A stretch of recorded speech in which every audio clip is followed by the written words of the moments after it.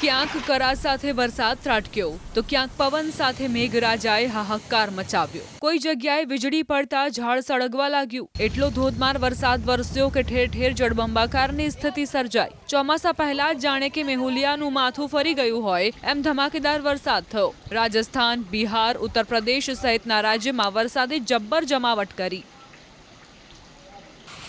આ દ્રશ્યો રાજસ્થાનના ઝુંઝુનુ જિલ્લાના છે, જ્યાં આંધી સાથે વરસાદ આવ્યો। કેટલીક જગ્યાએ આકાશમાંથી જાણે કે ગોળીઓ છૂટતી હોય એમ કરા પણ પડ્યા। વરસાદના કારણે આ વિસ્તારના લોકોને ભીષણ ગરમીમાંથી મોટી રાહત મળી। વરસાદ સાથે પવન વધારે હોવાથી કેટલીક જગ્યાએ હોર્ડિંગ્સ અને ઝાડ પડવાની ઘટનાઓ પણ બની।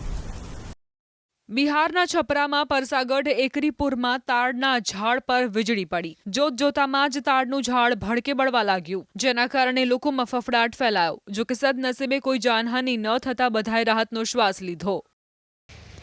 બિહારના સાસારામમાં 2 કલાક સુધી વરસાદ વરસ્યો, જેના કારણે શહેર પાણી થઈ ગયું। અહીં સદ્દર હોસ્પિટલના પ્રાંગણમાં ચારે બાજુ પાણી જ પાણી જોવા મળી રહ્યું છે। હોસ્પિટલ પરિસરમાં પાણી ભરાવવાના કારણે અહીં સારવાર માટે આવતા દર્દીઓ અને તેમના સ્વજનોએ હાલાકી વેઠવવાનો વારો આવ્યો છે।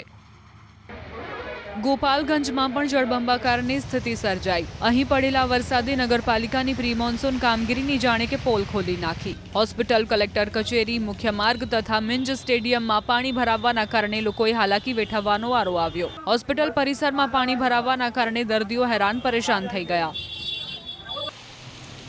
ઉત્તર પ્રદેશના અકબરપુરમાં તો થોડીવારમાં વરસાદે રસ્તાઓને તળાવમાં ફેરવી નાખ્યા। રસ્તા પર ઘૂંટણ સુધી પાણી ભરાતા લોકોએ હાલાકી વેઠવવાનો વારો આવ્યો। નીચાણવાળા વિસ્તારમાં આવેલી કોલોનીઓના લોકોની મુશ્કેલી પહેલા જ વરસાદે વધારી દીધી। પાણી ભરાવાની સમસ્યાથી પીડાઈ રહેલા સ્થાનિકોએ તંત્રની કામગીરી સામે આક્રોશ વ્યક્ત કર્યો। અહીં વીજળી પડવાના કારણે એક વ્યક્તિ અને એક પશુનું મોત થયું છે। બિહારના ગોપાલગંજમાં પણ કંઈક આ પ્રકારની સ્થિતિ જોવા મળી। અહીં હોસ્પિટલ પરિસરમાં પાણી ભરાવાને લઈને લોકોએ રોષ ઠાલવ્યો। બિહારના નવાડામાં ભારે વરસાદના કારણે અનેક ઠેકાણે પાણી ભરાયું। અહીં પણ સૌથી વધારે સમસ્યા હોસ્પિટલમાં સર્જાઈ। હોસ્પિટલ પરિસર પાણીથી ભરાઈ જતા દર્દીઓ અને તેમના સ્વજનો મુશ્કેલીમાં મુકાયા। દ્રશ્યોમાં જોઈ શકાય છે કે કઈ રીતે દર્દીઓ અને તેમના સગા સંબંધીઓએ પાણી વચ્ચેથી પસાર થઈને સારવાર માટે જવું પડી રહ્યું છે।